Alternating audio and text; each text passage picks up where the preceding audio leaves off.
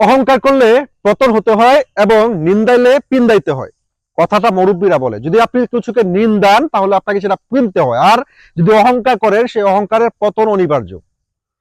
গত ঈদে অবিশ্বাসের ছবি এসেছিল, লাল শাড়ি, যে ছবিটা সরকারি অনুদানপ্রাপ্ত ছবি ছিল, খুব ভালো বিজনেস, ছবিটা করতে পারেনি। কিন্তু সেই ঈদে ওনার একটা ছবি ছিল কেসিনো, যেটাও খুব বাজে বিজনেস করছে। কিন্তু উনি আর একটা ছবি মাহফুজ আহমেদের সাথে কাজ করেছে, যেই ছবিটা একটু চলেছিল, কিন্তু ছবির প্রযোজক কিন্তু লাভের অংশ দেখেনি। কিন্তু ছবিটা গতানুগতিক ভাবে প্রিয়তমা ও সুরঙ্গের সাথে ফাইট করেছিল, মানে একটু ভালোই ব্যবসা একটু মানে একটু খরচ উঠেছে আর কি, বাজারটা একটু রিকভার করেছে। সেটার কারণে তার ভক্তরা, সে একটু স্লিম, হ্যাঁ সে একটু স্লিম, অবিশ্বাসের থেকে সে একটু ছোট বয়সে, কিন্তু সে কিন্তু কচি না, কিন্তু তার ভক্তরা উৎপাত করে একটা সুন্দরী এই সেই, হ্যাঁ। কিন্তু অবিশ্বাসকে বলে কদু বিশ্বাস, অনেক ধরনের অহংকার ছিল তার, কিন্তু সেই অহংকারের পতন কিন্তু এখন হতে যাচ্ছে।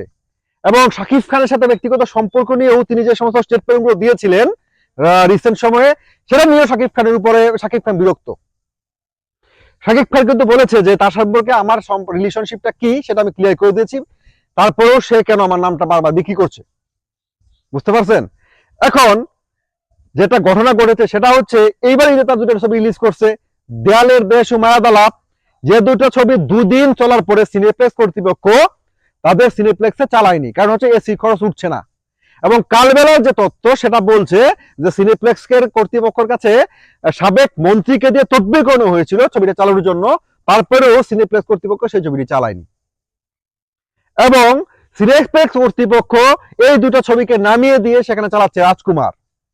এবং কালবেলা বলছে শবনম ইয়াসমিন বুড়ি সাকিব থেকে আলাদা হয়ে এখন সে ছন্ন ছাড়া, এবং সে কোনো ধরনের ব্যবসায়িক সফল ছবি উপহার দিতে পারছে না, যার কারণে প্রযোজকরা অনেকটাই তার উপরে বিরক্ত হয়ে, এবং প্রযোজকরা লসটাকে আর রিকভার করতে না পেরে এখন প্রযোজকরা বিমুখ হয়ে যাচ্ছে।